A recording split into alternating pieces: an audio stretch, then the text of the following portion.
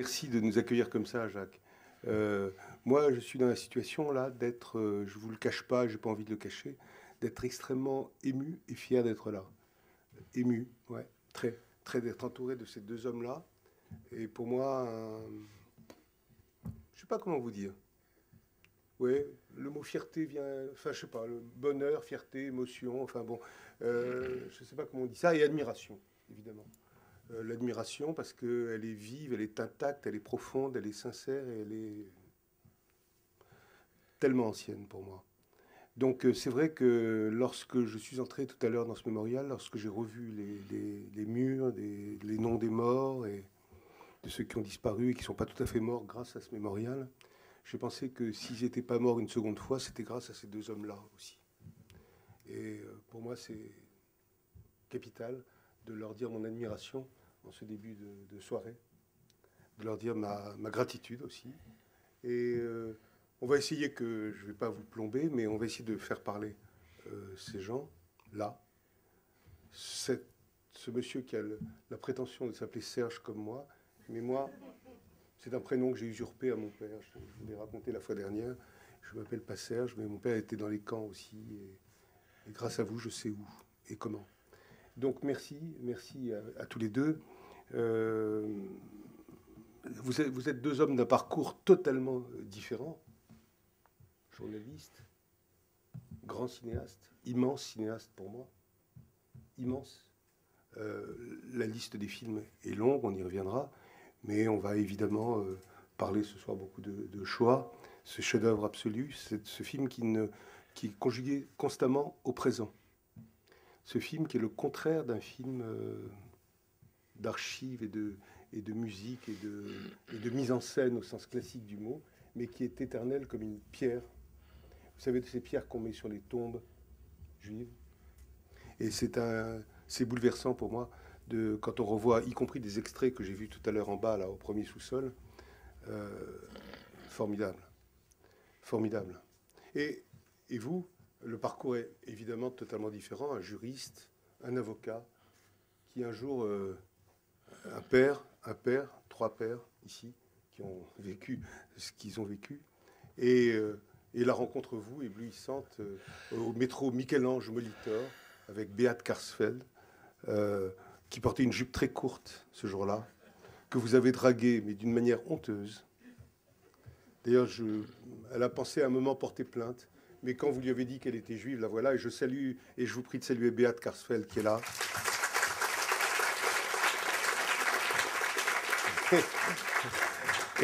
Et j'ai adoré parce que quand ils racontent tous les deux leur histoire, c'est une immense histoire d'amour, quoi. C'est une immense histoire d'amour, tellement due au hasard des choses. Pourquoi ils se sont retrouvés tous les deux au métro Michel-Ange Molitor ce jour-là, je ne sais pas. Mais moi, je passe mon temps maintenant à depuis aller au métro Michel-Ange Molitor, espérant rencontrer une nouvelle Béate, mais sans succès. Ça viendra, ça viendra. Mais en tout cas, c'est tout à fait extraordinaire que cette histoire d'amour ait accompagné l'histoire du siècle, parce que vous avez tous les deux transformé le siècle. Transformer le siècle, et je pèse mes mots, et n'y voyez pas de faconde que certains pourraient qualifier de séfarade. Non, il y a la vérité de ce que je ressens quand je vous vois tous les deux. Donc vous vous êtes né en 25, Claude, et vous êtes un éternel jeune homme. Et ça, c'est formidable. Mais si, mais si. J'espère bien. Mais oui. Il n'en doute pas en plus. D'accord. Mais en plus, c'est vrai. En plus, c'est vrai. Et donc, vous étiez journaliste au départ, etc. Vous avez étudié la philosophie. Vous, vous, vous, vous avez assez vite, dès 1949, voulu dénoncer la faiblesse de la dénazification au sein de l'université. Et vous avez publié 2 articles à ce moment-là, puisque vous étiez en Allemagne, dans le Berliner Zeitung, journal de la RDA, ce qui lui vaut de quitter des fonctions officielles, etc. Et après, vous devenez journaliste. Ça, on connaît moins cette partie-là de votre vie, journaliste, longtemps, hein, chez Pierre Lazareff, Hélène Lazareff, ça s'appelait France Dimanche, hein, pendant 20 ans. Puis Elle, le journal Elle, vous deviez faire des ravages, Claude. Ouais. Ben, bien sûr. Et c'était donc formidable, et toutes les journalistes de Elle s'en souviennent avec émotion. Et puis en 52, vous avez la rencontre forte, si forte, avec Sartre et Simone de Beauvoir, et vous devenez le patron des Temps modernes, leur revue pendant très longtemps, vous êtes toujours, je crois. Vous êtes toujours. Donc voilà. Et à partir de 1970, et c'est là où on se rapproche de ce que nous allons évoquer, vous vous consacrez au cinéma, d'abord par Pourquoi Israël en 73, votre premier film, et ensuite, évidemment, ça va durer 12 ans de travail. Vous vous rendez compte ce que c'est 12 ans de travail? 12 ans d'une vie, 12 ans pour faire choix, 12 ans pour penser à choix, imaginer choix, trouver les financements de choix, essayer de rencontrer les témoins, repérage des témoins, repérage des lieux, 12 ans. 12 ans pour nous donner cette œuvre magnifique. Mais 12 ans, j'imagine ce que ça a dû être, sans savoir si ça allait se faire, pas se faire. Il manquait toujours un financement ceci, un financement cela. Bon, c'est un travail presque, non pas surhumain, mais comme s'il y avait quelque chose là de tellement fort en vous qu'il fallait aller jusqu'au bout comme ça, de ce choix. Et comme vous le vouliez, vous, cette choix, comme vous le vouliez que ce soit. Et on y reviendra évidemment tout à l'heure, mais c'est tout à fait impressionnant de voir la rencontre de l'acharnement et du talent. L'acharnement extraordinaire, de ce talent incroyable et de cette invention d'une forme cinématographique. Car il n'y a pas eu d'autres films comme choix. Pas eu d'autres films. C'est le seul film fait comme ça. Et il n'y en a pas d'autres. Enfin, à ma connaissance, mais je crois vraiment, enfin, plutôt connaître le sujet, il n'y a pas d'autres films comme ça. Et donc, à ce titre, c'est tout à fait formidable. Et puis, il y a eu d'autres films après qui sont venus, etc. Et là, j'ai devant vous, vous avez fait beaucoup de livres, évidemment, devant vous, un livre formidable que vous avez tous lu, j'imagine, qui s'appelle Le Livre de Patagonie, qui est mal foutu, là, pour moi, et parce que je l'ai annoté de tous les côtés. Et voilà, donc, formidable livre qui raconte votre vie entièrement, et qui est un livre à la fois drôle, émouvant, oui, extraordinaire. Je suis d'accord avec vous, absolument d'accord avec vous. Sinon, je ne serais pas là pour vous dire le contraire de ce que je pense. Donc, c'est vrai que c'est un livre absolument extraordinaire et qu'on lâche pas quand on l'a commencé, qui se feuillette et se lit comme un roman aussi, comme un roman. Vous savez, on tourne les pages vite, on tourne les pages vite, vite et avec bonheur. Voilà, vous êtes, je passe sur vos titres, médaillé de la Résistance, officier de la Légion d'honneur, vous avez tout, docteur honoris causa, ceci, cela, etc. Et voilà, et vous êtes vraiment ce cinéaste unique et incontournable qui a changé aussi la face du cinéma. Et je dis pas ça à la légère, je dis ça avec beaucoup d'une immense considération. Vous le sentez bien. Et vous, après avoir rencontré Béate au métro Michel-Ange Molitor, vous n'avez pas fait que prendre le métro, comme chacun sait. Ça a commencé par, tout le monde le sait, je le rappelle, ici, insidieusement et rapidement, avant de passer au dialogue, par une gifle donnée par Béate au chancelier Kissinger. Cette gifle entre dans l'histoire, elle change l'histoire. C'est-à-dire que cette jeune femme, à l'époque membre du Parti social-démocrate allemand, ne supporte pas qu'un nazi soit chancelier du Reich, de l'Allemagne. C'est pas bien ce que je fais là. J'ai pas fait exprès en plus. J'ai pas fait exprès. Et donc elle ne supporte pas, et avec une stratégie dont je passe les détails, un congrès du Parti chrétien-démocrate à Berlin, hein, c'est ça. Elle vient par derrière, c'est comme si quelqu'un venait là, et puis il sent une présence, là, il se retourne comme ça, tac, gifle de Béate. Ça serait terrible que ça m'arrive en ce moment. Et ça s'est passé comme ça, par derrière. Et là commence une histoire, et lui dit, Serge Karsfeld lui dit, bon, maintenant tu as eu un rôle formidable dans un feuilleton, mais il faut que tu fasses comme ces acteurs, vous savez, qu'on connaît dans un feuilleton, il faut maintenant en faire une œuvre. Et commence cette histoire incroyable. Et j'adore quand vous m'avez dit récemment, Serge, je ne suis pas un chasseur de nazis, comme on dit, je suis un chasseur d'âmes juives perdues pendant la Shoah. Et ça, c'est la plus belle phrase que j'ai entendue sur ça. Parce que tout le monde répète, ah oui, les Klarsfeld, les chasseurs de nazis, etc. Et on répète tous comme ça. Non, chasseur d'âmes juives perdues pendant la Shoah. C'est magnifique. Je vous remercie beaucoup d'avoir dit ça. Et donc, voilà, donc, on ne va pas faire la longue liste, mais vous les avez tous, si j'ose dire tous, non seulement traqués, mais trouvés. Est-ce qu'il en reste? Je ne sais pas, mais ils doivent être tellement ringards qu'on ne sait pas. Et on finira sur les questions que je vous ai posées à la fin, et maintenant, évidemment. Mais en tout cas, vous ne les avez pas laissés mourir tranquilles. Quelques-uns et beaucoup.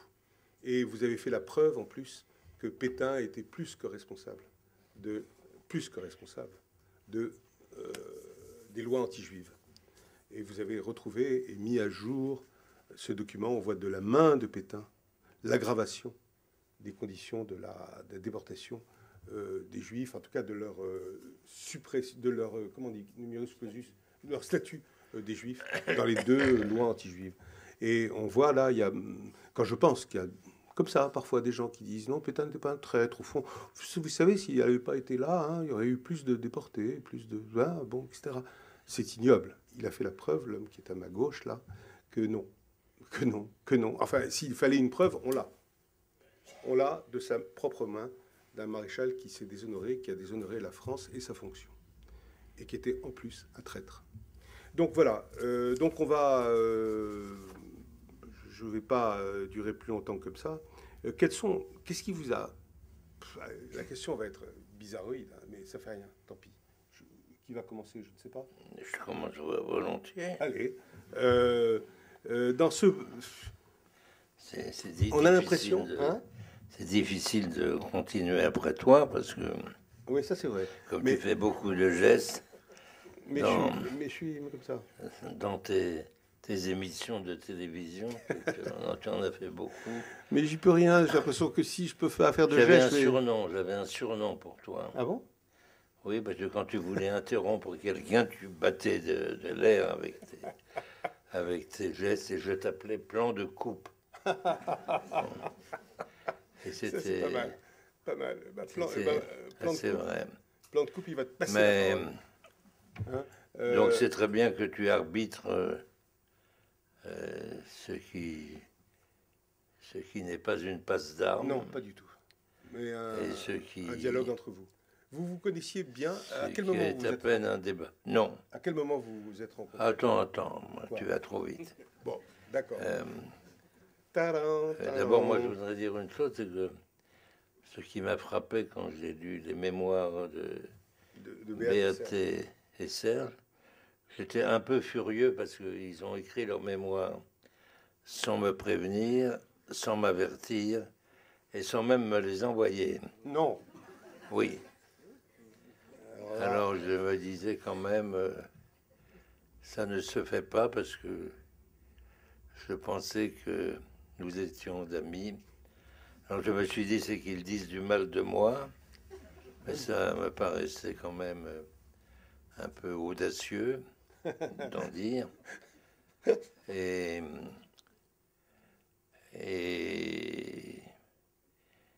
alors j'ai téléphoné à Serge, je lui ai dit que je n'ai pas reçu vos mémoires, est-ce que tu me les as envoyés? Il me dit non, mais tu vas les recevoir incessamment, etc., etc. Bref, il s'est réfugié derrière je ne sais quoi, et je me disais, ils ne parlent sûrement pas de moi dans leur mémoire. Et en effet, il n'y a pas un mot sur moi dans leur mémoire. C'est le pire des trucs, pas. C'est le pire des Et trucs. je pense que c'est la raison pour laquelle ils ne me les ont pas adressés.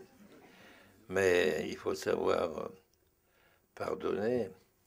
J'ai pardonné, je pardonne, et ils ont remplacé tout cela par une adorable dédicace. Bon, la dédicace a fait passer tout le silence du reste. Le miel de la dédicace. Mais c'était très bien.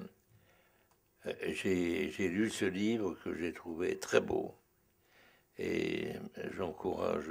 Ouais. Tout le monde à le lire, parce que Serge est un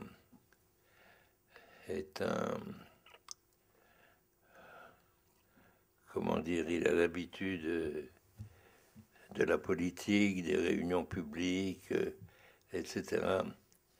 Et il ne dit pas toujours ce qu'il pense. Il se cache, il se camoufle. Quelquefois... Mais on a l'impression, je voulais dire moi, voilà ma question. Non. Bon. C'est dommage. J'avais une question pertinente. En l'occurrence, c'est moi qui parle. Bon. Et donc j'ai lu ce livre. Après tout ce que je vous ai dit. Et j'ai trouvé le livre très beau, très fort. Oui, c'est ça. Parce que ils ont commencé par dire, quand ils ont démarré la promotion de leur livre, que c'était rien du tout, que c'était simplement des mémoires que tout le monde connaissait par cœur et qu'on n'apprendrait rien de spécial, refus de la littérature, etc., etc. Bon, ce qui n'est pas vrai du tout, car c'est un très beau livre, et je dis moi que c'est un livre de littérature. Alors c'est moi qui le visais, mais en l'occurrence ils se trompaient, car ils ont eux-mêmes tous les deux fait de la littérature. Il y a des passages écrits par Béaté dans ce livre qui sont très poignants, qui tirent les larmes, qui à moi m'ont tiré les larmes, et je ne sais pas si je pleure facilement, ça dépend. Et j'avais plutôt tendance à flatter Béaté contre Serge, mais après je me suis mis à lire les parties écrites par Serge le concernant sa vie, que je ne connaissais pas, car en fait nous ne nous connaissions pas. Ah bon? Nous nous connaissons depuis relativement peu. Si, et nous n'étions pas des amis très proches en tous les cas. Nous le sommes devenus. Parce que j'ai admiré ce qu'il faisait. Bon. Et le mur des noms, par exemple, qu'on voit quand on arrive ici, nous lui devons cela, et c'est une dette très importante et imprescriptible. Mais autre chose, ce qui m'a frappé, donc, quand je me suis mis à lire les parties de Serge, c'est que c'était également, à bien des égards, de la littérature. Et j'ajoute, parce qu'il y a des photos dans ce livre, des photos de Serge jeune, que je l'ai trouvé très beau. Vraiment très très beau. Pas du tout le Serge que j'ai connu plus tard. Je ne veux pas dire qu'il soit devenu laid. Mais enfin, disons que son importance politique lui a donné du poids. Or, Serge mince sur un quai de la gare ou de métro, d'une gare ou de métro, avec des lunettes, il était très, très excitant. Eussé-je été femme, je crois que je lui aurais prêté attention. Ce que une certaine Béaté, étudiante allemande au pair en France, a fait. Et alors en plus ce livre pour moi est incroyablement émouvant parce que c'est une histoire d'amour. C'est une histoire d'amour entre eux. Et j'ose dire que la lecture de ce livre,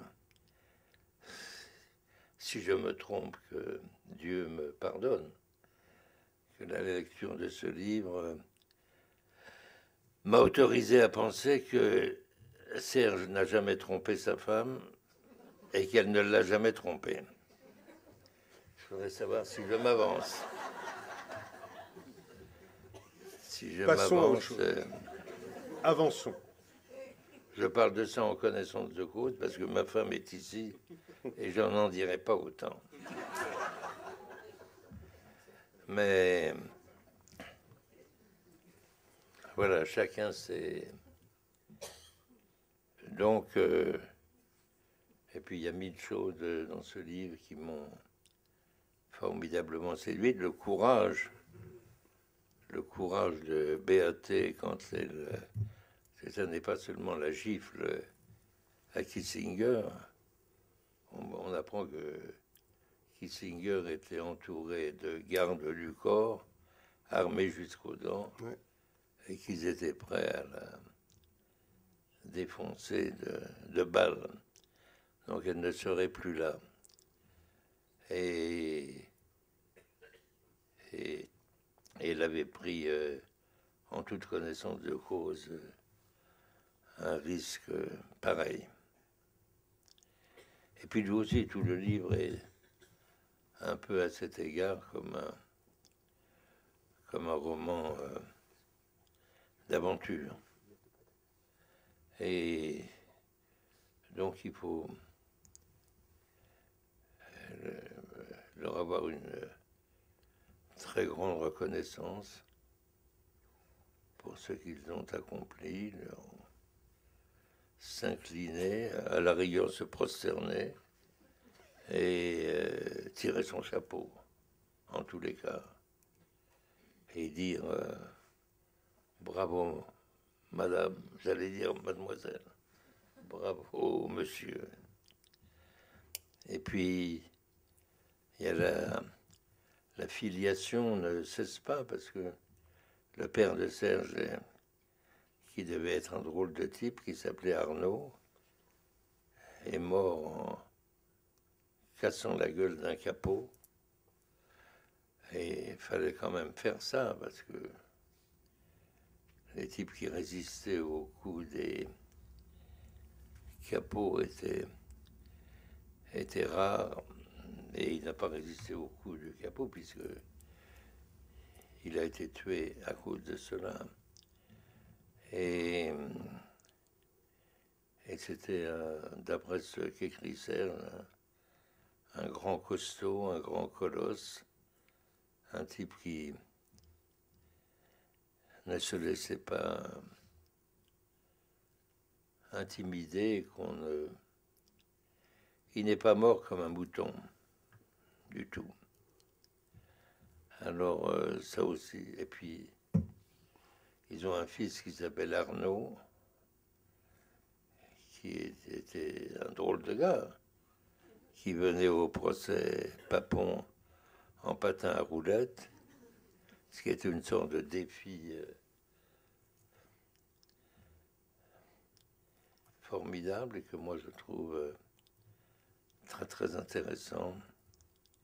Donc comme je ne veux pas m'emparer de la parole tout de suite, tout le temps, je dis vive les Klarsfeld et applaudissons-les.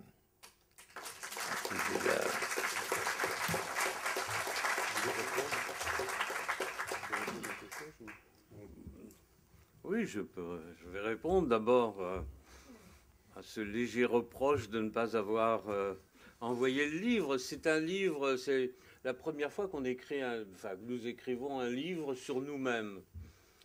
Et réellement, si ça avait été un livre sur les événements historiques, sur les victimes, que j'aurais considéré comme importants, je l'aurais envoyé. Mais on a l'habitude d'écrire sur les autres, et quand on écrit sur soi-même, c'est vrai, je ne considère pas ce livre comme un livre important. C'est un livre... les éditeurs nous ont demandé des livres, on avait besoin d'argent, on a signé un contrat, et puis ensuite, il a fallu exécuter le contrat le moins mal possible. Et donc, on l'a écrit, mais on n'y attache pas une importance, ou une grande importance, alors que... On attache une très grande importance à un livre comme le Mémorial, le Grand Mémorial, ou le Mémorial des enfants, ou bien Vichy-Auschwitz. C'est des œuvres qui apportent quelque chose à tout le monde, alors que celui-là, comme tu l'as dit, parfois je cache beaucoup de choses, donc ce n'est pas un livre absolument sincère. Il faut aussi, lorsqu'on écrit des livres, il ne faut pas nuire à sa propre cause, et donc il faut parfois dissimuler des moments difficiles, des amis qui se dérobent ou des institutions qui se dérobent, la solitude d'un combat, les doutes qu'on peut avoir, les reproches qu'on vous fait.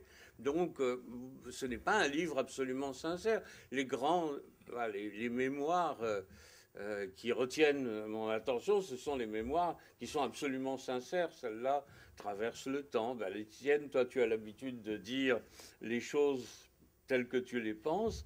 Ben, ce sont des mémoires importantes parce que tu dis, tu es sincère. Tandis que moi, Béate et moi, nous ne sommes pas toujours tout à fait sincères. Voilà.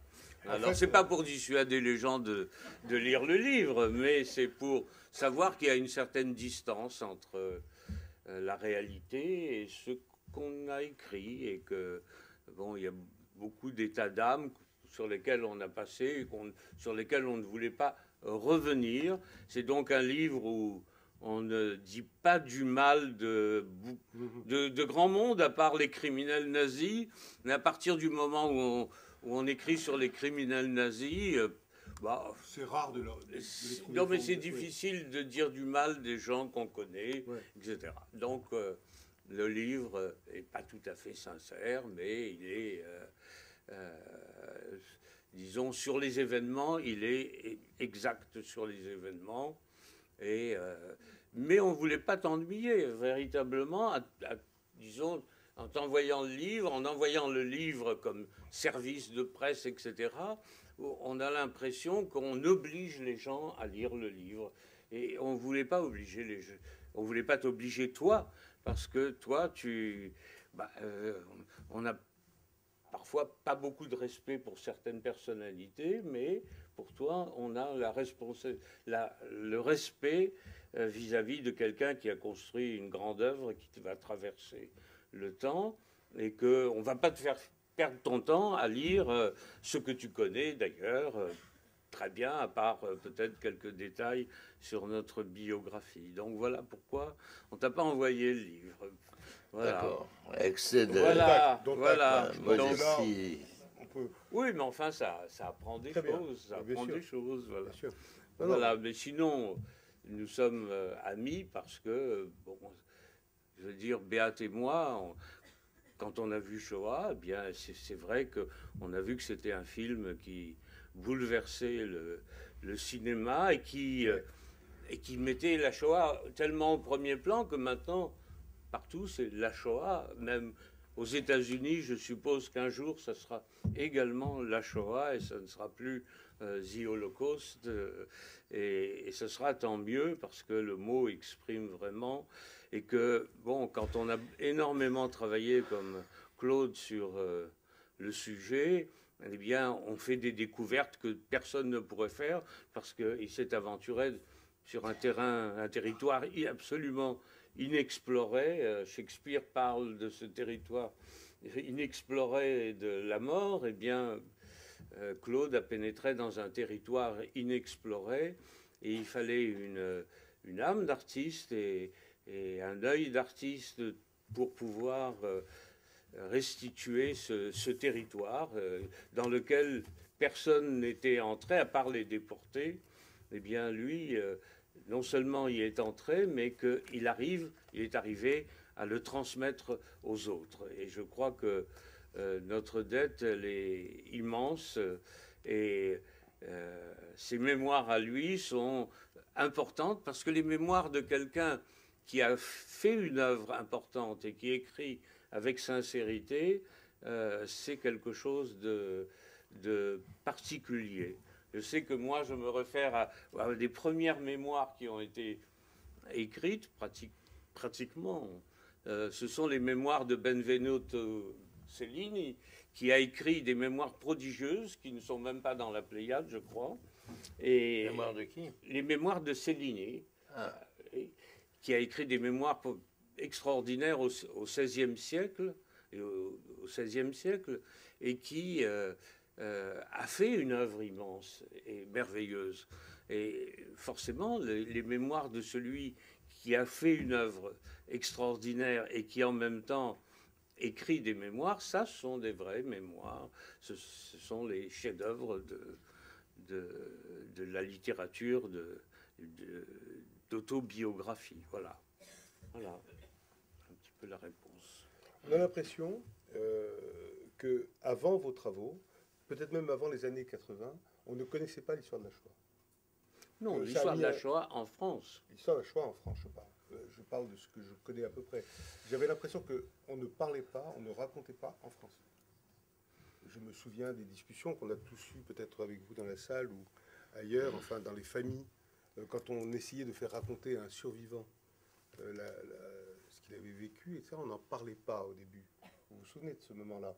Et vous avez, tous les deux, absolument transformé la donne. Il y a avant vous, après vous. Mais il y a avant vous. Et cet avant vous est un grand silence. C'est un grand silence. Et j'ai l'impression que vraiment, vous, par votre film, et vous, par votre travail de recherche des gens, de recherche des âmes juives perdues, vous avez transformé complètement les choses. Est-ce que vous avez conscience de ça ou pas?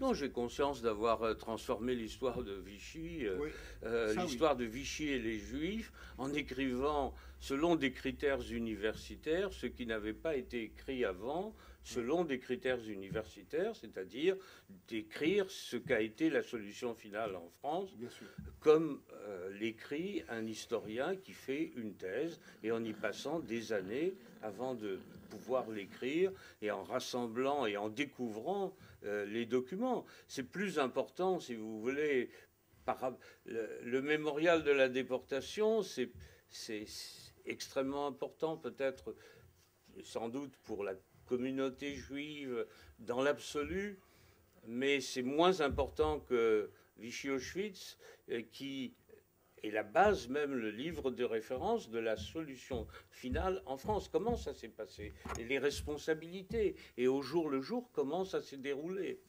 Et cela, je veux dire, le Centre de documentation juive contemporaine ne l'a pas écrit parce qu'il ne l'a pas commandé, on peut dire, pour ne pas gêner, je crois, la République de l'époque, la 4e République. Il y avait un historien qui était capable de l'écrire, qui a écrit d'ailleurs un très grand livre qui était le Commissariat général aux questions juives, oui. Joseph Billig, mais on ne lui a pas demandé au mémorial d'écrire l'histoire de la solution finale en France. Vous dites pour ne pas gêner les institutions politiques de l'époque, c'est ça? Oui, parce qu'on construisait le mémorial, qu'il fallait des soutiens, qu'il fallait ne pas, comment dire, rappeler ce qui s'était passé et mettre sur disons, sur une institution annexe qui était le commissariat général, mettre beaucoup de responsabilités. Et d'ailleurs, à l'époque, les gens disaient « j'ai été arrêté par des miliciens ». J'ai été dénoncé par ma concierge. On ne parlait pas du recensement, on ne parlait pas du fait que c'était les policiers français, que c'était l'administration préfectorale. Maurice Papon venait au mémorial et déposait les gerbes chaque année comme préfet de police. Bon, c'était cette période-là. Elle a permis de construire le mémorial et également de mettre à la disposition des historiens et des chercheurs les documents précieux qu'il y avait au sein que le centre de documentation avait récupéré à la fin de la guerre. Il n'empêche que l'histoire de la solution finale n'avait pas été écrite et le mémorial de la déportation n'avait pas été constitué, c'est-à-dire donner les noms de tous ceux qui avaient été victimes. Ben ça, il fallait le faire, mais bon, on l'a fait. Voilà donc les principaux apports que je peux... Et puis toute l'action militante de nous-mêmes, et puis des fils et filles des déportés juifs de France, pour lancer les affaires judiciaires, Bousquet, Papon, Touvier, Leguet, de façon à ce que ces grandes affaires transmettent des tas de messages à la France sur l'histoire de Vichy et des Juifs.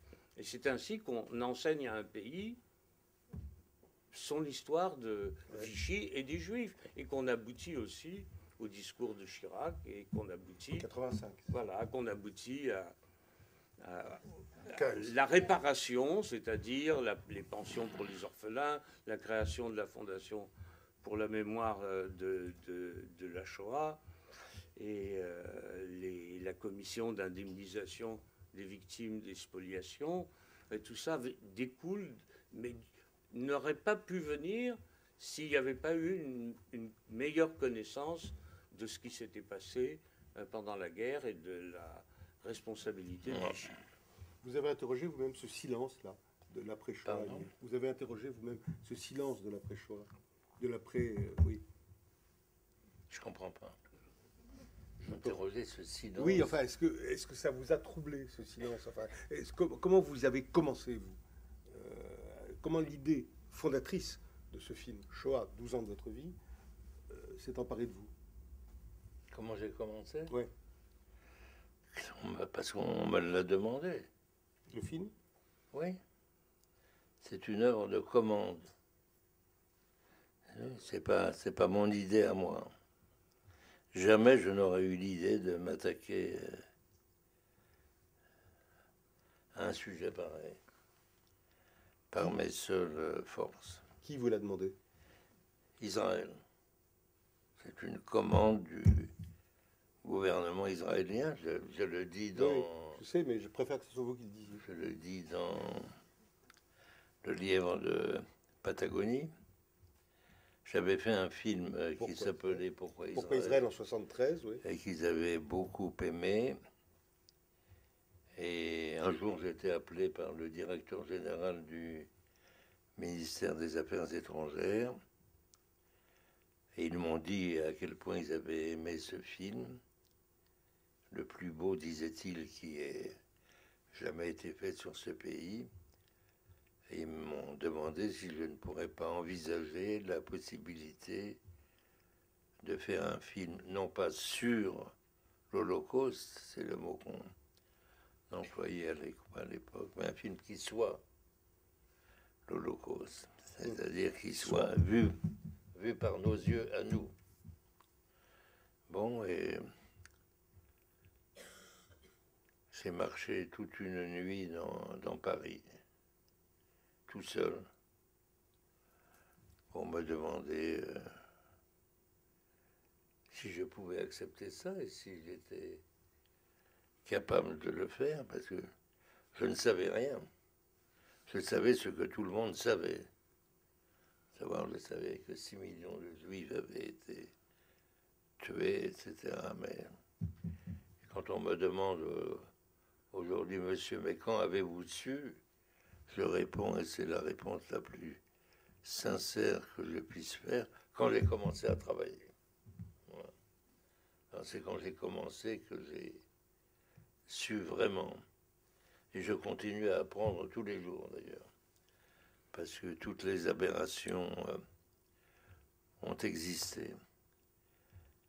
Et j'ai accepté, et il savait à quel point j'avais eu des difficultés matérielles de tous ordres à réaliser pourquoi Israël. Et ils m'ont dit, on fera en sorte de t'aider le plus possible. Malheureusement, ils ont commencé par m'aider, oui, ce qui m'a permis de déclencher la recherche et tout ce que ça impliquait. Et soudain, ça a été en octobre 73, la guerre de Kippour.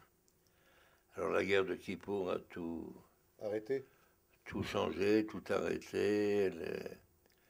Les gens du gouvernement qui voulaient cela ont été balancés, virés. Donc j'ai continué tout seul. Ça a été très difficile, très compliqué. Alors comme ils ne voulaient pas me laisser tomber complètement, ils m'ont envoyé faire des tournées de fundraising aux États-Unis, ce que j'ai fait. Et alors j'allais dans des villes des États-Unis, des villes assez grandes. Et là j'avais affaire à des notables avec des portefeuilles sévères. Et alors, ils m'écoutaient, j'ai beaucoup parlé. Et à la fin, il y en avait toujours un qui me disait, mais monsieur Lanzmann, quel est votre message? Ça me tuait, ça. Ça me coupait les mollets, les jambes. Je n'avais aucun message. Alors si je leur avais dit aimez-vous les uns les autres, ou plus jamais ça, là j'aurais eu du fric. Je suis sûr, mais comme j'étais incapable de dire ce que je ne pensais pas, et il n'y a pas de message dans Shoah, c'est autre chose. Ouais. Eh bien, je dis, il n'y a pas $1 américain dans ce film. Il y a Pas $1. fundraising, rien. Rien. Il y a de l'argent israélien et de l'argent du gouvernement français et de l'argent de quelques Français, pas pauvres, Ouais. et intelligents. C'est tout. Mais 12 ans, 12 ans. 12 ans, oui. 12 ans. À quel moment on se dit, ça y est, je tiens le financement, j'y vais? C'était pas l'argent. À quel moment je me suis dit je tiens, c'est quand j'ai su quel serait mon sujet. C'est ça. Ça n'allait pas de soi de faire un film sur la Shoah. Parce que vous dites, Parce que je peux vous citer? ça dépend. Vous allez voir.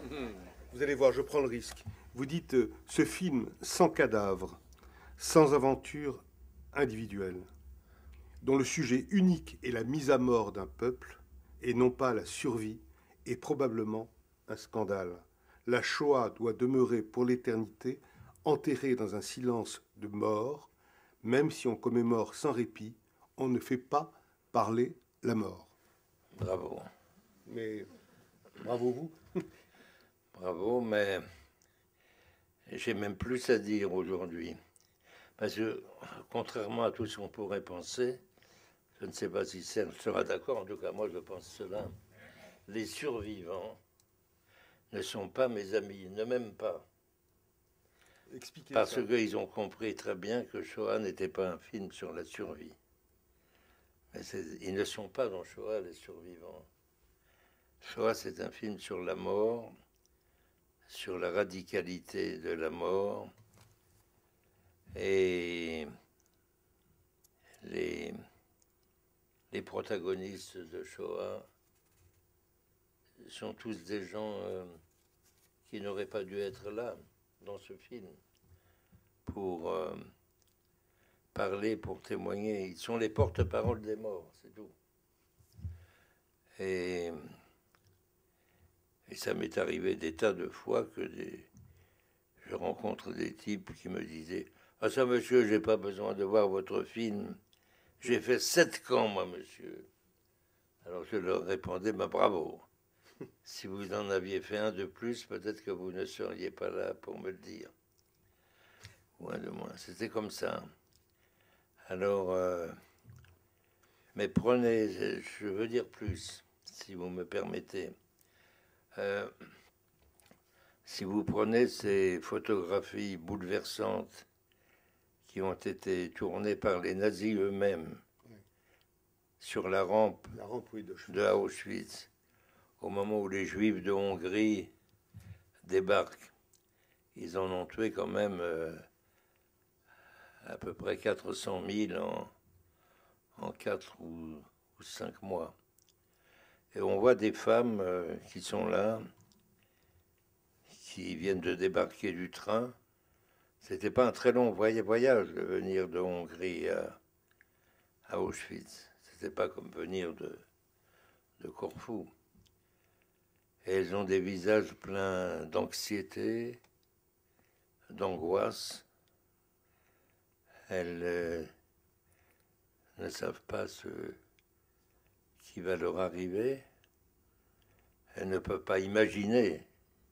Personne ne peut imaginer ça. Et comme le dit très bien d'ailleurs Philippe Müller, qui est un des héros de Shoah, qui veut vivre est condamné à l'espoir. Et elles espèrent quelque chose. Non, et elles ne pensent pas qu'on va aller. Elles sont là avec leurs gosses. Quelquefois, il y a des hommes aussi. Et puis bon, vous avez la sélection. À gauche, ceux qui vont mourir, et à droite, ceux qui vont vivre. Ou le contraire. Serge doit savoir ça mieux que moi. Bon, et dans les grands crématoires 2 et 3 de Birkenau, ils entassaient 3000 personnes ensemble. C'est beaucoup, 3000. Ils les serraient, ils les faisaient se serrer à coups de fouet, de matraque, etc. Dans le noir. Ce qui fait que... Et puis ensuite, on balançait les cristaux de gaz cyclone par des ouvertures. Et les cristaux agissaient quand ils touchaient le sol. Et pour respirer un peu plus longtemps, les gens se montaient les uns sur les autres, parce qu'on respirait mieux vers le toit que sur le plancher. Alors, ce qui fait que Philippe Müller raconte très bien ça dans Shoah, les gosses avaient les tempes écrasées, quelquefois par leur père, ils ne voyaient personne. Mais enfin bon, ce que je veux dire, c'est que on n'a pas le droit de dire que ces gens ont été à Auschwitz. Ils ne le savaient pas. Ils n'ont jamais entendu le nom de Auschwitz. Ils ne savaient pas. Ils sont morts sans avoir la connaissance de leur propre mort, sans avoir le savoir de leur mort. Ceux-là. Et quant aux autres qui avaient été choisis pour la filière très difficile, mais filière quand même de vie, mais ceux-là n'ont jamais connu la chambre à gaz. Alors qu'est-ce que c'est le cœur de Auschwitz? Le cœur d'Auschwitz, c'est la chambre à gaz. C'est ça le détail. Et c'est pourquoi de temps en temps, quand je provoquais les survivants, je dis personne n'a été à Auschwitz, ça les rend fous. Mais c'est vrai.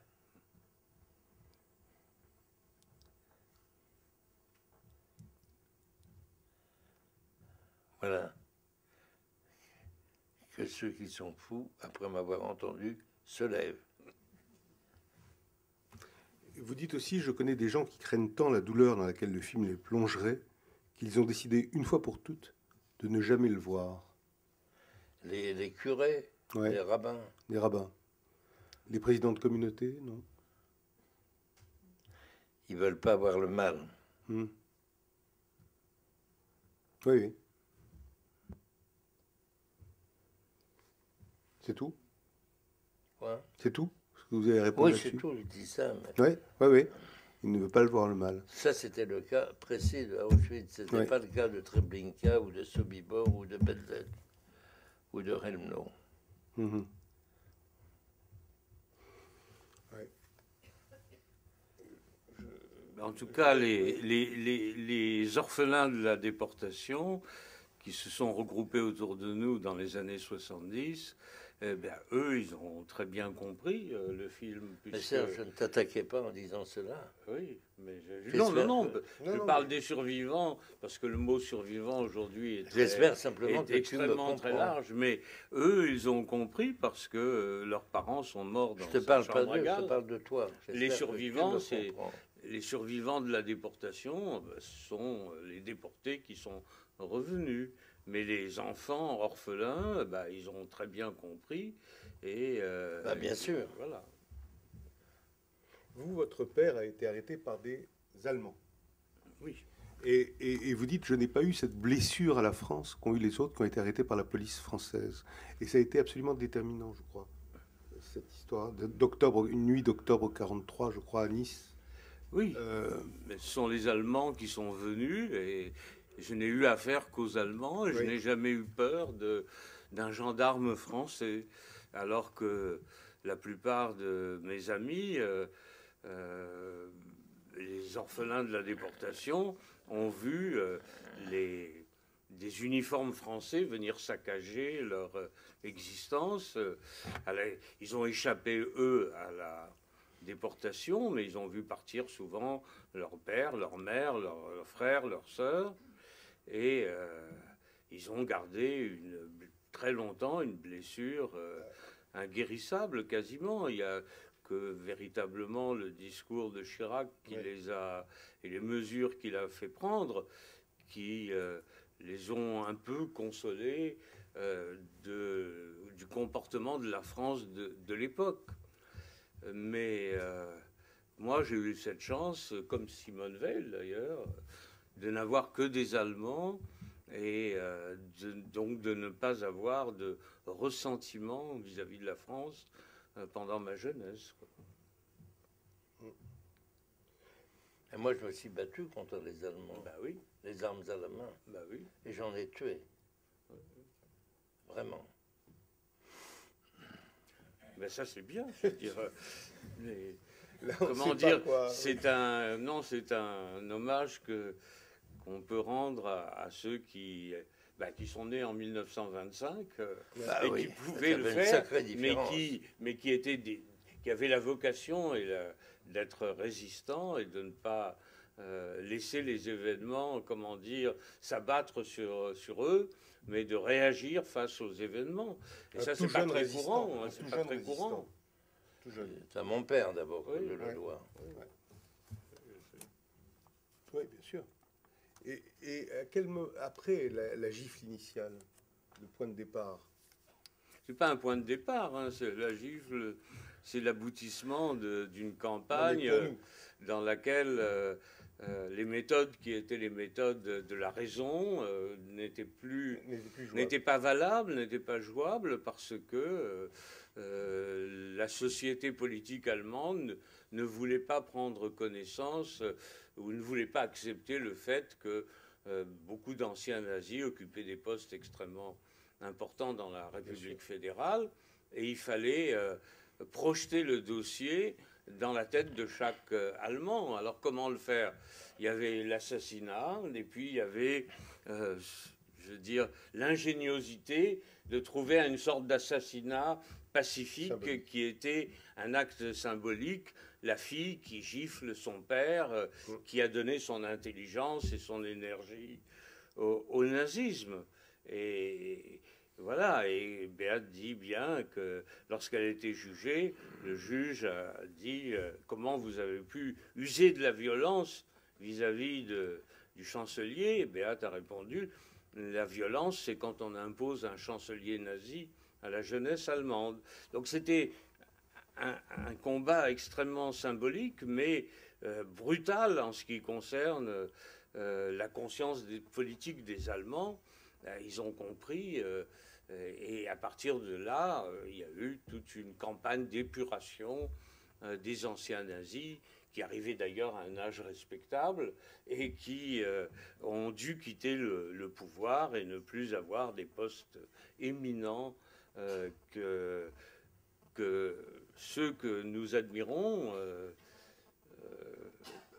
Claude et moi, et Beate encore plus, c'est-à-dire Hans et Sophie Scholl, qui n'étaient pas des extrémistes, qui étaient des Allemands normaux, mais qui ont compris les crimes que commettait l'Allemagne et qui ont délibérément choisi de mourir en distribuant des tracts. En distribuant des tracts, ils savaient qu'à la longue, ils allaient se faire prendre. Ils n'étaient pas tout seuls, mais l'histoire retient surtout leur nom. Ils ont dit, n'oubliez pas, après la guerre, les petits maîtres du nazisme, ceux qui vont retourner leur veste et qui vont faire semblant d'être démocrates. Pour faire ce qu'ils ont fait.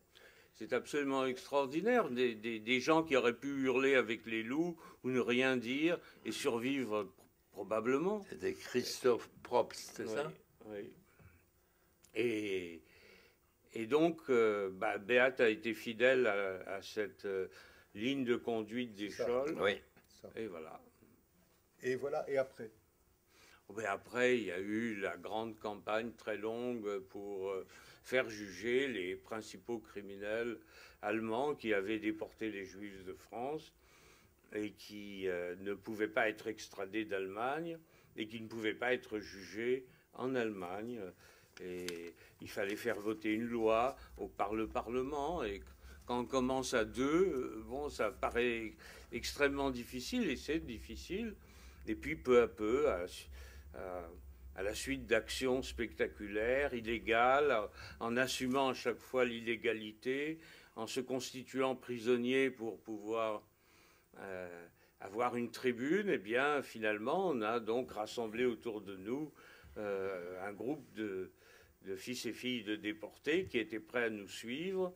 Et c'était un bras de fer avec la société politique allemande, au terme duquel les Allemands étaient obligés de voter cette loi et puis d'appliquer la loi.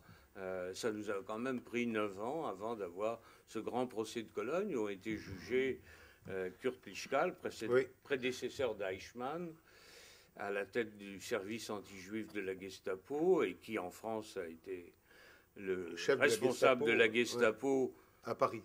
Pas Paris, mais pour toute la France aussi. Il couvrait l'action de la Gestapo.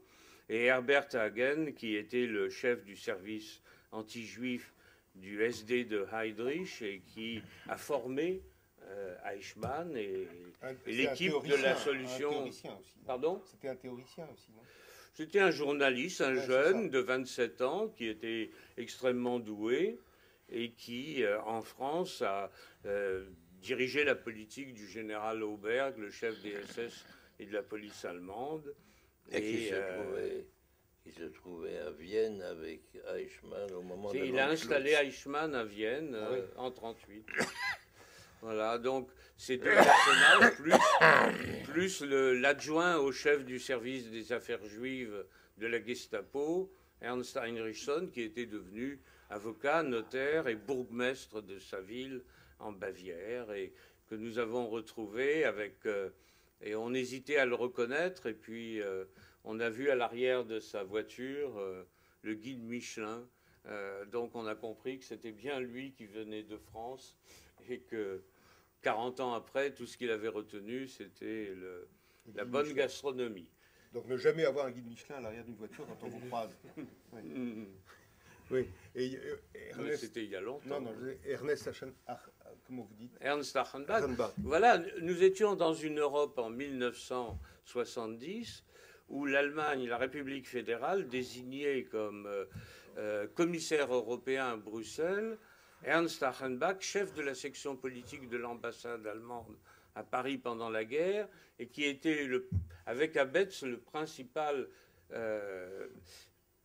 pilier de la collaboration, qui n'a cessé de voir Laval, d'avoir une influence considérable sur les dirigeants français. C'est devant lui que Laval a dit « Je souhaite la victoire de l'Allemagne ». C'est devant lui qu'il a prononcé le texte de son futur discours à la radio, qui a soulevé contre lui les Français. Donc,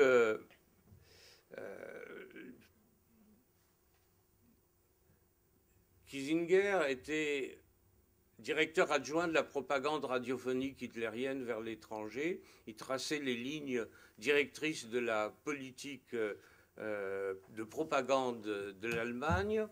Et lorsqu'il est venu à Paris, le général de Gaulle l'a fait Grand Croix de la Légion d'honneur, comme c'est l'usage avec un chef d'État amical, mais il l'appelait le Boche.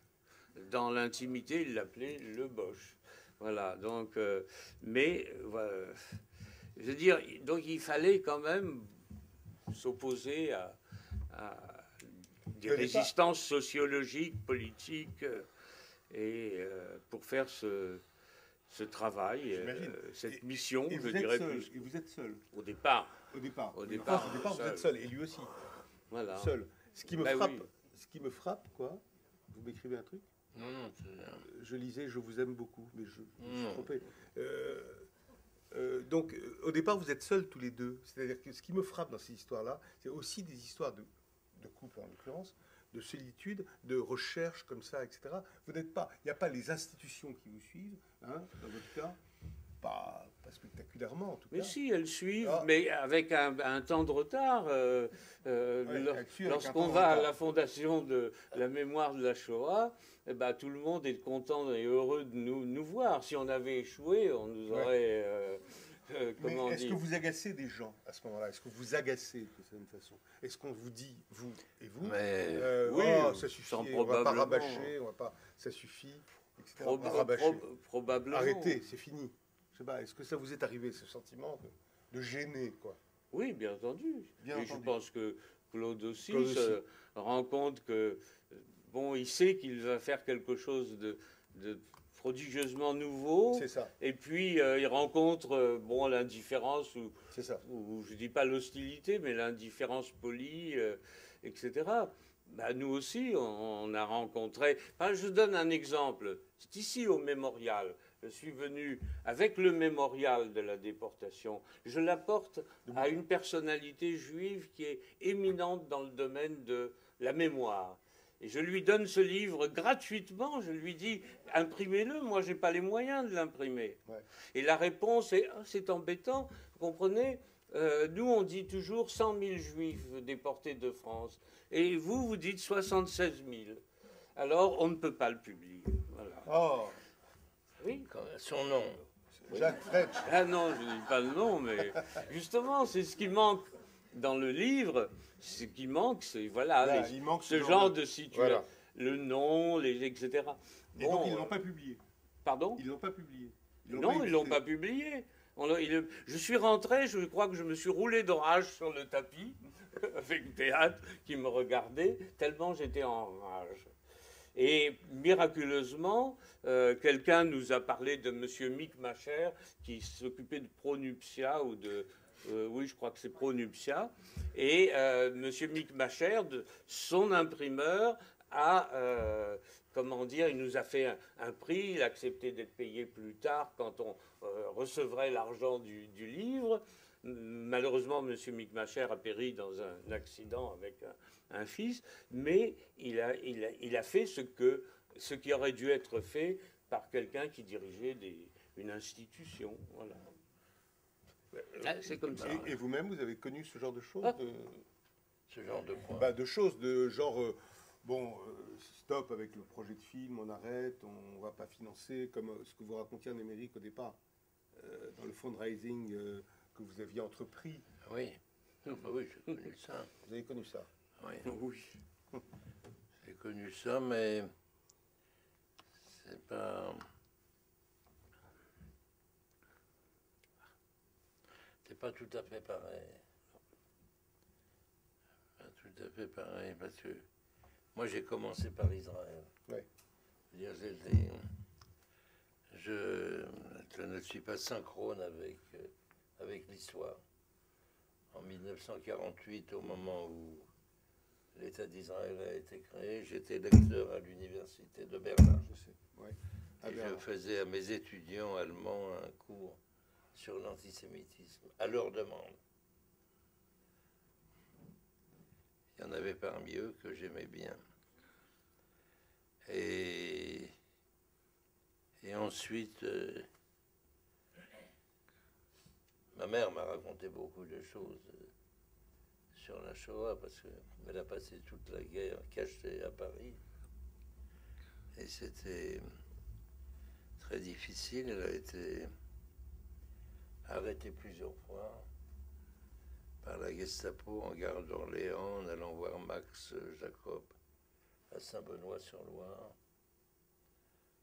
Et elle s'en est sortie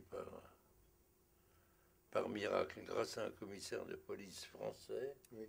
qui était poète et qui s'appelait Jean Rousselot. Grand poète. C'est un vrai juste, celui-là. Non, ce qui me frappe, c'est l'acharnement, vraiment. L'acharnement pour faire un film dont vous n'avez pas, dont la forme va s'inventer progressivement, et tout se déclenche à partir du moment où vous avez la forme que vous voulez dans votre tête.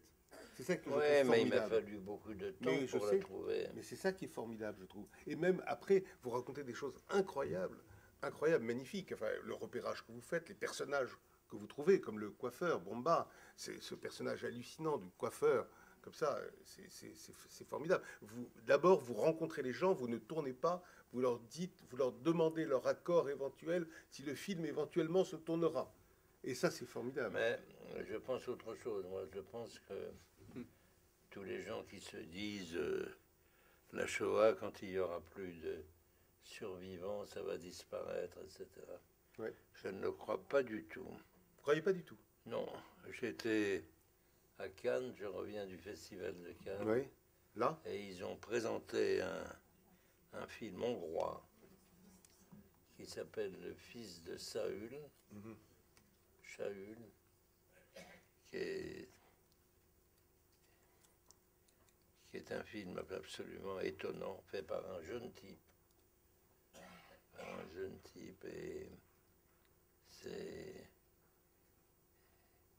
Et qui parle de la vie du Sonderkommando à Birkenau. Et il y a des choses très fortes là-dedans.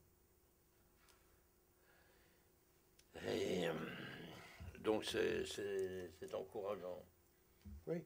Parce que vous ne croyez pas à ce qu'on dit souvent, quand le dernier survivant sera mort, enfin le dernier rescapé sera mort, etc., qui racontera la Shoah? Ouais, ça, c'est un truc que je n'accepte pas. Non, mais c'est une question. On a fait des choses quand même. Oui. Bien sûr. C'est-à-dire que ce qu'on appelle le négationnisme ne gagnera pas après. Non, D'accord. il est là. Il est là. Je sais, mais il ne va pas croître et embellir après la disparition du dernier survivant. C'est une question récurrente que je pose là. Vous le savez bien. Écoutez, il y a 50 ans, il devait y avoir 300 livres sur la Shoah. Aujourd'hui, il y en a plutôt 50 000 que 30. Et puis, à l'époque, les gens passaient 3 semaines, 3 mois pour écrire un livre, puisqu'ils n'étaient pas universitaires. Maintenant, les gens passent 4 ans, 5 ans pour écrire une thèse véritable sur tel ou tel épisode de la Shoah ou tel et tel aspect de la Shoah. Et dans le monde occidental, bon, les thèses se sont multipliées, les professeurs se sont multipliés d'université. À notre époque, enfin à la mienne en tout cas, les professeurs d'université auraient refusé un sujet sur la Shoah parce qu'ils étaient incapables eux-mêmes. Il n'y avait pas les documents. Mais bien après cela, mon cher Serge, je me souviens d'un... comment appelle-t-on ça? Il y avait une... tu étais là-bas, toi, à Stockholm. Oui, on était, moi aussi. Ça s'appelait comment? Task Force. Et il y avait tous les chefs d'État et de gouvernement qui se sont entendus pour faire un seul livre par ordre alphabétique de l'Albanie à l'Ukraine. Et c'est tout cela, ils lisaient des discours écrits par des conseillers. Et j'ai repris l'avion, j'étais avec Jospin, qui m'avait demandé de venir. Et en reprenant l'avion, j'ouvre un journal et je vois que monsieur inspecteur général de l'éducation nationale, inspecteur général d'histoire de l'éducation nationale, quel est son nom? Borne. Quoi? Monsieur Borne. Oui, monsieur Étienne Borne. Étienne Borne. Il ne faut pas employer le mot Shoah car c'est un mot étranger. Ah bon? Oui. C'était il y a combien d'années? Bon, c'était il y a 15 ans. 15 ans. C'est relativement récent. Oui. Et ils sont nombreux à penser comme ça encore aujourd'hui. Et d'ailleurs, Claude, comment est venue l'idée du titre? Parce que le titre est une histoire en soi. Le titre Shoah. Oui, bien. Eh ben, comment est venue cette idée? Alors, c'est très simple pour moi. Parce que j'ai travaillé 12 ans sans avoir de titre. Je sais, c'est pour ça que je pose la question. Pour ce film. Comment est-ce qu'il y aurait pu y avoir un titre ou un nom pour quelque chose qui n'a jamais existé dans l'histoire des hommes? Il n'y a pas de nom pour ça, c'est à la lettre l'innommable. Et si j'avais pu ne pas nommer mon film, qui n'est pas de nom, je l'aurais fait. Parce qu'à la lettre, c'est innommable. Mais hélas, on ne peut pas. Parce que l'administration, enfin, etc. Et Alors, c'est là où j'ai pris... Je ne parle pas l'hébreu. Connaissance du mot Shoah, ce sont des rabbins qui ont décidé que on appellerait ça la Shoah. Et Shoah, qui veut dire en hébreu ça veut dire destruction, anéantissement, etc. Mais un tsunami, c'est la Shoah. C'est la Un Shoah. tremblement de terre, c'est la Shoah, etc. Ça n'a rien à voir avec une action des hommes, des humains. Alors, et puis bon, c'était quand même un mot hébreu. Je me suis dit, j'aime mieux un mot hébreu que le mot holocauste qui ne veut strictement rien dire. Et tu dis que le mot holocauste était, par sa connotation sacrificielle, était irrecevable. Ben oui, pour moi. Et alors, la première a eu lieu au Théâtre de l'Empire il y a 30 ans. Oui. Et le président de la République venait, François Mitterrand. Et alors le type qui faisait les cartons d'invitation, Oui. les Bristol, qui s'appelait, c'était sa grande spécialité, Craven. Craven. Tu vois, Me dit, dis-moi, il était en train de confectionner ça. Quel est le titre de ce film? Je lui dis Shoah. Ça veut dire quoi? Ça veut dire Shoah. Mais ce Shoah, ça veut dire quoi? Shoah veut dire Shoah. Mais personne ne va comprendre. Je dis, c'est ce que je veux, que personne ne comprenne. Mais il faut traduire. Je dis, on ne traduira pas. Alors il m'a pris pour un fou, mais j'étais un fou en effet, mais entêté, têtu, et ils ont mis Shoah. Et le paradoxe, c'est qu'en moins de 15 jours, le nom Shoah a désigné la chose elle-même. En moins de 15 jours Oui, ça a été très vite, en 15 jours. Et maintenant, on ne peut plus appeler ça autrement que Shoah. C'était stupéfiant. Alors il y a des gens qui me disaient « Ah oui, c'est vous l'auteur de la Shoah ?» Je disais « Non, je suis l'auteur de Shoah. L'auteur de la Shoah s'appelle Adolf Hitler. » C'est vrai. Et avant, on disait quoi? Holocauste, on disait? Non. Non, moi Non, toi, quand, tu quand disais je pas, mais- faisais mon film, pour moi, quand Le je me génocide. parlais à On moi-même disait de mon génocide. Le film, génocide juif. je disais la chose. La Je chose. l'appelais la chose. Ouais. Et pendant la Das guerre, ils Ding. appelaient ça Urban. Urban. Das Ding. Catastrophe, oui, la Das catastrophe. Ding an Un sich. mot aussi hébreu. Mais qui disait Urban? Mais les juifs. Ah bon Urbain, c'est-à-dire en hébreu, ça veut dire urbain, c'est Rome. Les Rome yiddish, ça veut dire cataclysme. Cataclysme, oui. Monsieur, Eh ben, je m'excuse, il y c'est avait pas des- ça, c'est Shoah.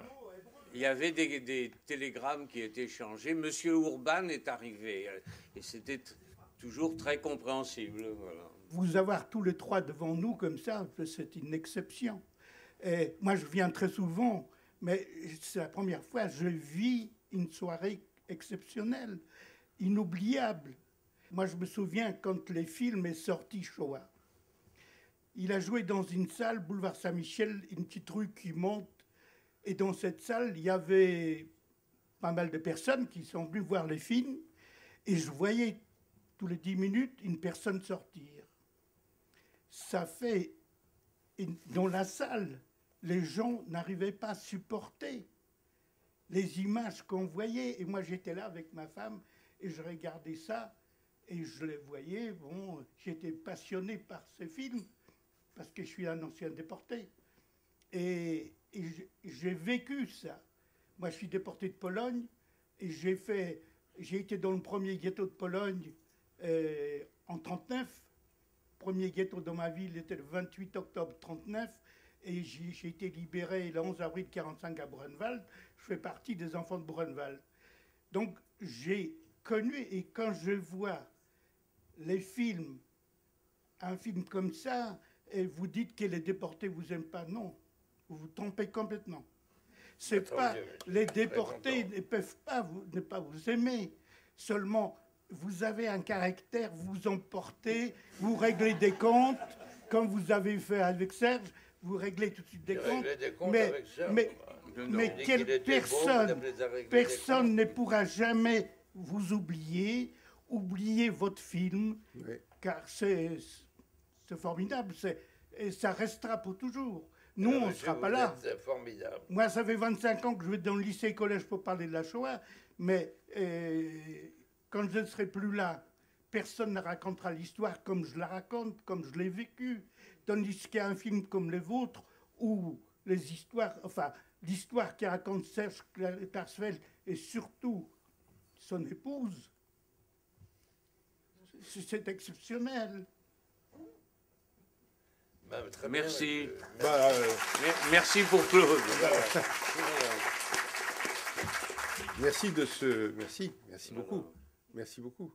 Je ne sais plus où j'en étais maintenant, parce que je ne suis nulle part, mais c'est très dur. C'est très dur, parce que d'ailleurs, je fais juste ça, comme ça, parfois. C'est un métier en or, en fait. C'est un métier en or d'avoir deux invités de cette taille. Mais c'est vrai que. Tiens, je vais reprendre sur vous. Hein, si vous voulez bien. Parce qu'une fois qu'on a fait la liste des 3 premiers, 4 premiers, etc., vous entrez dans mon histoire, si j'ose dire, au moment du boucher de Lyon, hein, Barbie. Alors là, c'est pendant 16 ans, hein, c'est incroyable, 16 ans, 12 ans, pendant 16 ans, de 1971 à 1987, vous vous rendez compte ? 16 ans, vous traquez donc, enfin celui qu'on surnomme le boucher de Lyon, responsable notamment de la mort de Jean Moulin et des 44 enfants juifs d'Isieux, et qui a disparu en Amérique du Sud. Bon, votre traque a été infiniment longue, enfin, si, quoi, il prend un air, non, 16 ans, oui, ça Non, aurait pu parce durer. que mais le repérage n'a pas été très long. Mais il a pris quelques mois pour le retrouver En Bolivie. au Pérou. Au Non, Pérou, pas en pardon. Bolivie, Au au Pérou. Donc ça n'a pas été très long. C'est simplement que la justice allemande, dans le cadre de l'affaire que j'ai évoquée, de l'ensemble des criminels nazis qui avaient opéré en France, avait donné, vu l'action que nous menions, ils ont pris un cas référence. Et ils ont pris qui? Ils ont pris un criminel nazi qui avait disparu. Et ils ont donné un non-lieu à ce criminel, qui était Klaus Barbie. Et nous, on a regardé les attendus du non-lieu, et le non-lieu était véritablement... D'ailleurs, il était donné par un procureur dont le père était juif. Ah oui. Eh bien, le non-lieu, c'était... En ce qui concerne les résistants, les complices de Barbie à la Gestapo de Lyon ont fait des dépositions contre lui quand ils étaient en France, mais quand ils sont revenus en Allemagne après leur condamnation, eh ben, ils ont fait des dépositions dans le sens contraire. En ce qui concerne les Juifs qui étaient arrêtés par Barbie et qui étaient déportés, y compris les enfants, on ne peut pas prouver que Barbie avait une connaissance subjective du sort qui attendait les enfants lorsqu'ils seraient déportés. Oui. Alors, avec une pareille argumentation, Une sorte de colonie de vacances. notre campagne contre les autres criminels risquait d'être inefficace. Et nous avons donc dû prouver qu'il avait une connaissance subjective. Exact. Et nous avons prouvé, en retrouvant un responsable d'une organisation juive qui intervenait auprès de Barbie et qui lui disait « Ne fusillez pas, comme vous le faites dans les caves de la Gestapo, les Juifs, déportez-les ». Et la réponse de Barbie avait été « Déporter ou fusiller, c'est la même chose ». Donc c'était la connaissance subjective. Et puis, il fallait faire annuler le non-lieu à Munich. Et pour cela, Beat a fait une telle campagne avec une des mères d'enfants qui avaient péri parce qu'ils avaient été arrêtés par Barbie, que la photo que nous avons communiquée aux journaux de Klaus Barbie en 1942 s'est retrouvée dans les journaux allemands. Et un Allemand qui vivait au Pérou était abonné à un journal et il dit, ben voilà, je connais, c'est mon voisin, il vient de s'installer, c'est un homme d'affaires bolivien qui s'est installé à côté de chez moi et puis qui tient des propos très nazi. Et il avait fait une enquête, il avait regardé, essayé de comprendre qui était cet homme, et il croyait que c'était Dannecker, l'ancien chef du service anti-juif de la Gestapo. Et puis, grâce à notre photo, Barbie n'avait pas beaucoup changé en 40 ans, il n'avait pas beaucoup changé, et donc il a reconnu Klaus Barbie, qui s'appelait Klaus Altmann. Et il est entré en rapport avec nous par le procureur général de Cologne, et il nous a communiqué l'adresse et le nom et l'adresse de Klaus Altmann vivant à tel endroit. Donc on a prévenu le gouvernement français, mais le gouvernement français était intéressé par les essais nucléaires de la France dans le Pacifique, et le Pérou était opposé à ces essais nucléaires. Donc le gouvernement français n'était pas prêt à demander l'extradition. On a rendu public la nouvelle identité de Barbie, et puis Beat est parti avec les preuves. Le procureur général l'a aidé à constituer un dossier, et avec les preuves de l'identité de Barbie et d'Altmann, elle est partie en Amérique du Sud, mais c'était une dictature, et puis il fallait faire campagne, elle a été arrêtée, etc. Et puis elle est revenue en France, et elle est repartie avec d'autres preuves, et avec Madame Allonbrenner. Vous voyez, les chasseurs de nazis, c'était une vieille dame qui avait perdu son mari et 3 enfants par la faute de Barbie. C'était les chasseurs de nazis. Donc c'était...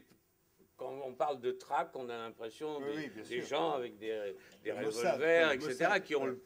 Non, c'était... La violence s'abattait plutôt sur ces 2 dames, que les 2 dames ne provoquaient de la violence sur Barbie. Et puis ensuite, on a essayé avec Régis Debray...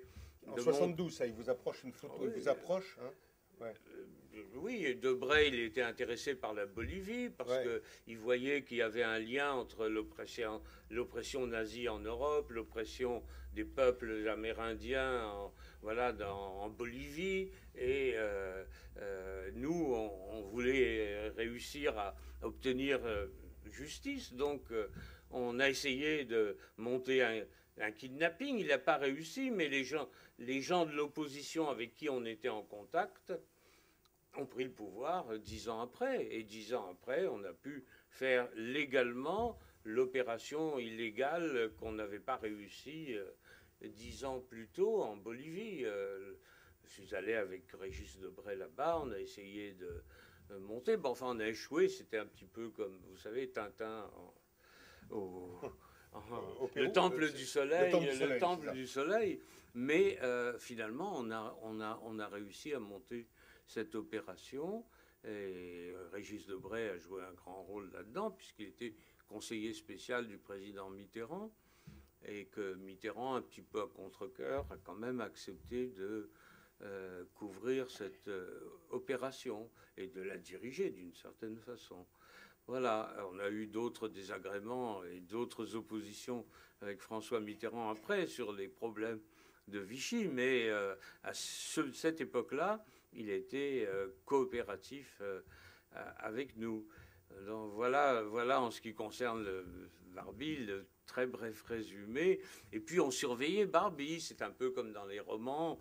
On avait une amie allemande qui était jolie, on lui achetait une jolie robe, on l'a envoyée en Bolivie. On était sûr que quelques jours après, elle rencontrerait Klaus Barbie. Et effectivement, un homme d'affaires bolivien, allemand, l'a emmenée rencontrer Barbie. C'était une attraction.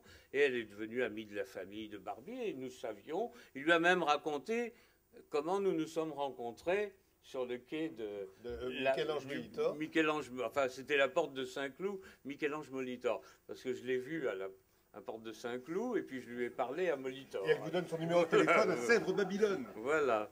Mais en tout cas, on a surveillé Barbie grâce à notre ami, et on a pu finalement faire ce qu'on a fait. Voilà. D'ailleurs, vous avez dit, il nous a fallu nous battre. Ça pourrait vous concerner aussi. Il a fallu nous battre opiniâtrement contre presque tous, incompris de beaucoup.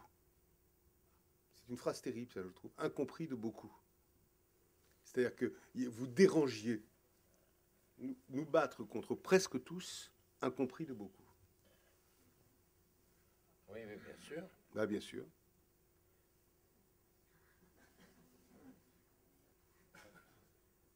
Bon, C'est assez normal. c'est assez normal. Bon, C'est d'accord. assez donc, normal quand on prend des chemins qui ne sont pas habituels. C'est le risque que l'on court. C'est le risque que l'on court. Donc il n'y a rien de véritablement anormal à cette situation. Il faut simplement être efficace et puis les gens récupèrent, les institutions récupèrent. C'est ce qui est arrivé avec nous, c'est ce qui est arrivé aussi avec Claude. avec Claude. Bah oui. Oui, bien sûr. Quoi? Ben, Bah, les institutions récupèrent après. Une fois que la chose est faite, Ah bah oui. une Bah fois oui. que Shoah existe, tout le monde dit ah ben j'y ai toujours cru, j'y étais, formidable. Ben, j'imagine.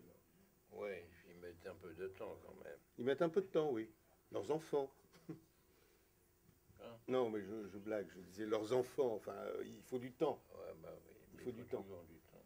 Oui, oui.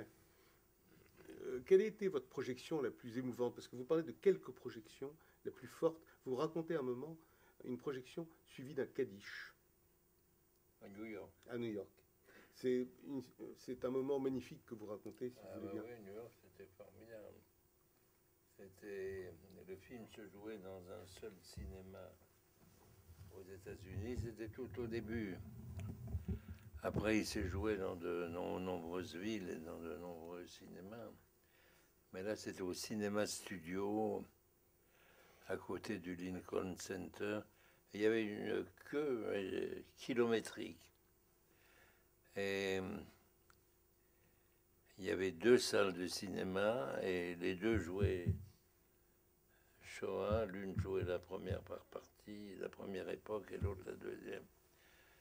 Et puis il y a, au sortir de la dernière époque, il y a un grand type qui est venu trouver Dan Talbot, qui était le propriétaire des salles de cinéma, et il lui avait dit laissez-moi la salle quelques instants. L'autre a dit oui.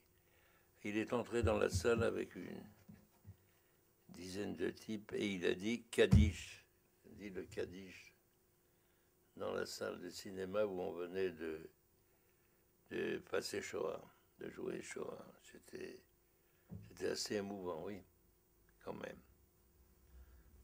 Il venait de loin, il venait de Atlantic City.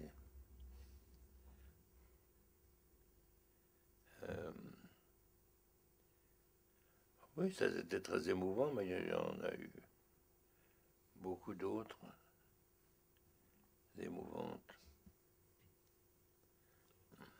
Vous avez fait le tour du monde, y compris dans des pays improbables. Ben, j'étais au Japon, c'est formidable. Au Japon, en ce moment, il y a des queues également très très longues pour voir Shoah, et c'est pas la première fois. C'est la 4e ou 5e fois qu'on diffuse Shoah au Japon. Et comme ils sont très étranges, les Japonais, ils avaient inventé une fois pendant les week-ends, de projeter le film à 10 heures du soir, toute la nuit, sans un arrêt, non-stop. Et le matin, le film dure 9 heures, quoi, c'est bien 7 heures, 8 heures du matin. Il y avait un petit arrêt pour un petit déjeuner, un breakfast.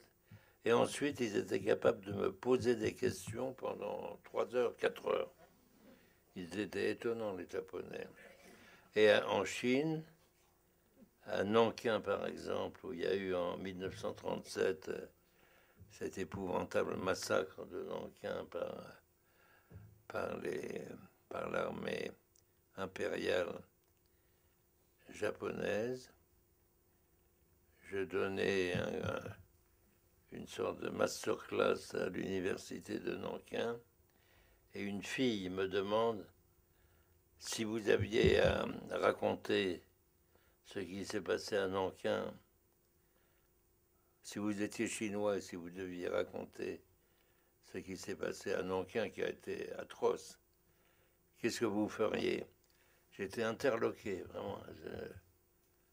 Je ne savais pas quoi répondre.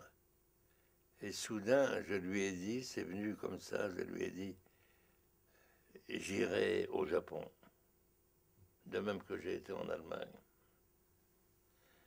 Et ça leur a ouvert l'esprit, vraiment.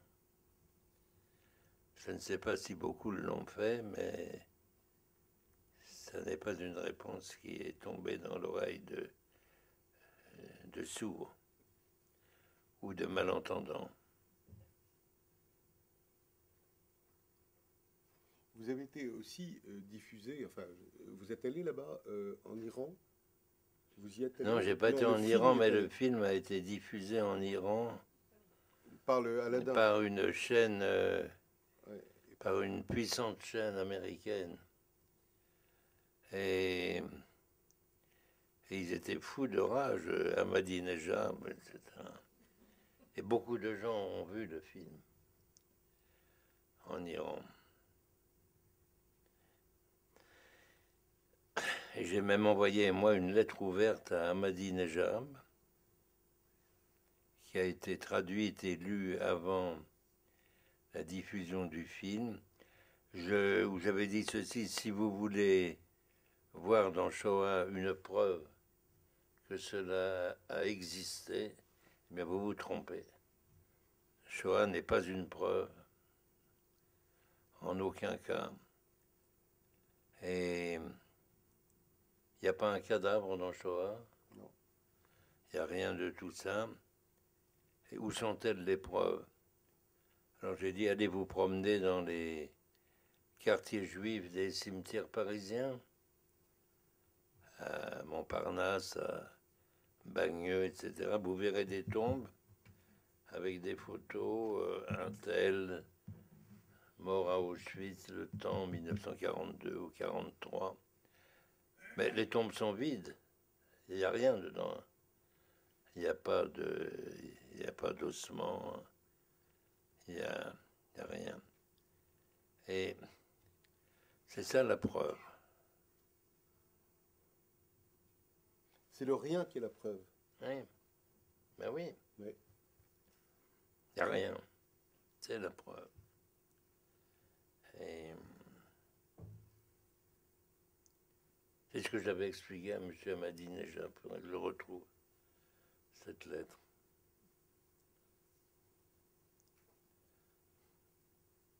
Et c'est un film à l'éternel présent, Shoah. C'est ça qui est aussi intéressant. Il n'y a pas l'ombre d'un flashback ou d'un éternel présent. C'est-à-dire que c'est un film qui dans un présent immuable. C'est ça qui est pour moi très troublant et très magnifique. C'est-à-dire que hein?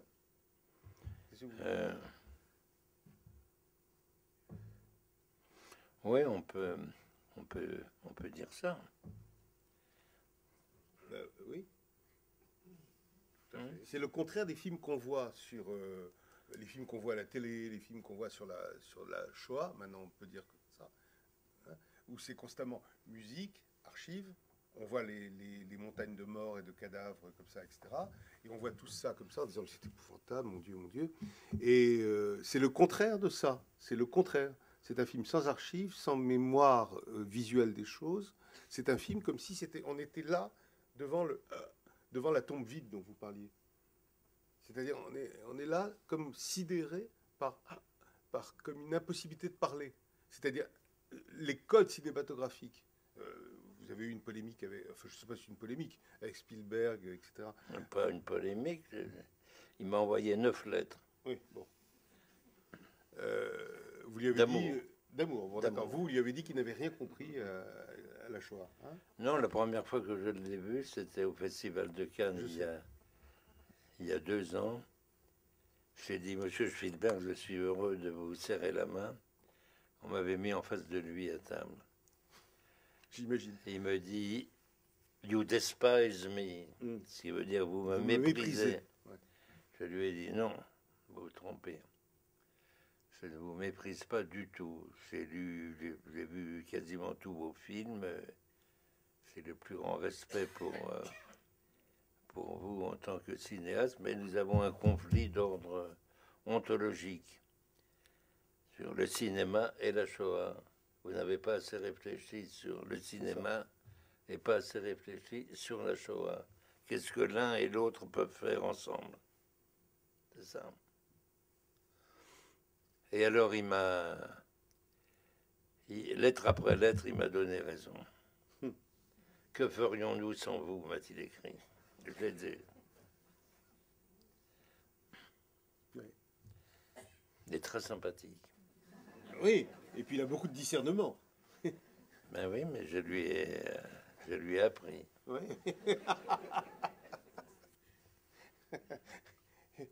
Et que ferions-nous sans Béate et vous? Ben non, Papon après, enfin ça, et ça continue, et ça continue. Comment dire, ce sera à vous de faire et pas à nous. Hein. Oui. Oublié d'appeler. Serge, on est là pour encore un moment. Ça Oui, va. mais toi, tu es immortel, alors ça c'est autre chose. Mais moi, je me considère comme mortel, donc je peux dire, c'est aux autres générations, je veux dire, on ne sait pas de quoi l'avenir sera fait, l'avenir n'a jamais existé. Donc, il y aura des situations nouvelles. C'est pourquoi, d'ailleurs, quand nos mémoires sont parues, nous en avons profité pour jeter un cri d'alarme en ce qui concerne la France et en ce qui concerne le Front National, hein, parce que, bon, on n'écrit pas des mémoires simplement pour... comme ça, pour honorer un contrat, mais il faut quand même, puisqu'elles sont sorties et que la presse s'y est intéressée, bah, on a lancé un cri d'alarme sur le Front National. Et ça, c'est à nous tous de faire quelque chose. Et chaque citoyen, justement, peut-être l'importance du livre, c'est de montrer que les citoyens peuvent faire beaucoup à partir de pas grand-chose, hein, simplement de leur volonté.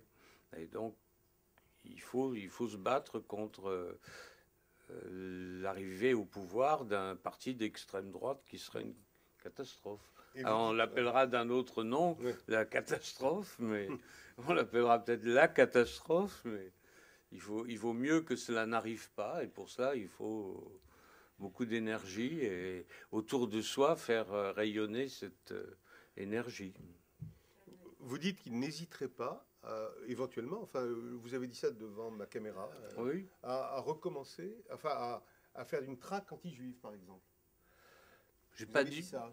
Non, j'ai dit que si Marine Le Pen arrivait au pouvoir, bon, on aurait un régime policier. On aurait obligatoirement un régime policier. Et que les Juifs ne seraient pas épargnés. C'est pas s'il y a des Juifs qui sont tentés de voter pour le Front National en pensant que le Front National va juguler le terrorisme islamiste. Je pense qu'ils se trompent, de même que se trompaient les Allemands qui pensaient que Hitler serait un barrage au bolchevisme. Et on a vu ce qu'il en était pour les Juifs. Il n'y a pas de campagne contre les Juifs, c'est interdit les campagnes. Mais je ne pense pas que Marine Le Pen pense autre chose que son père. Mais elle écarte un rival maladroit, simplement. Et vous, qu'est-ce que vous pensez de ça? Ça peut... Je ne suis pas absolument sûr que Serge ait raison. Je n'ai pas le droit, on n'a pas... Je ne la juge pas. Je trouve qu'il lui a fallu un certain courage pour s'opposer à son père comme elle l'a fait. Je me trompe peut-être totalement, mais...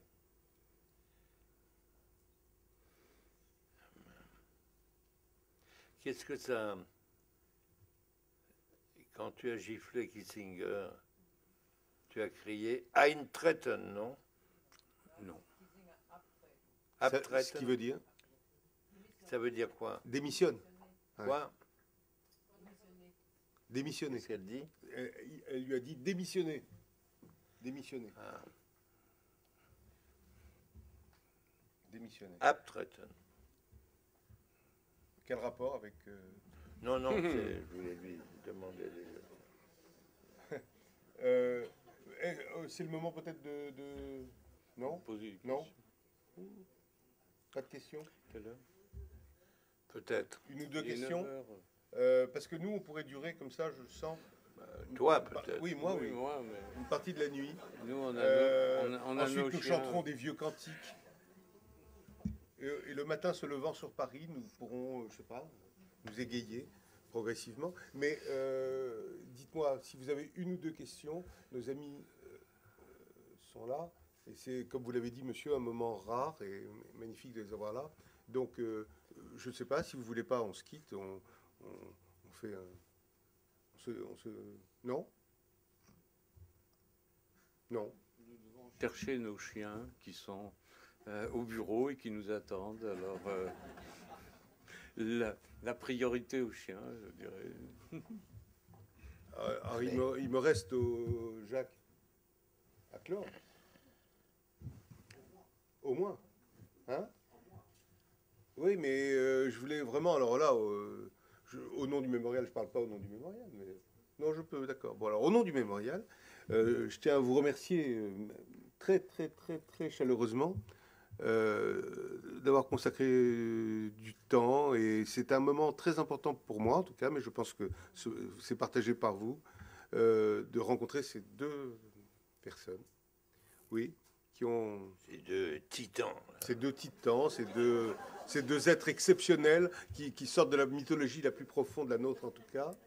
Et merci beaucoup, beaucoup, beaucoup d'avoir été là. Et très chaleureusement, au nom de tous, je lance les applaudissements pour vous remercier.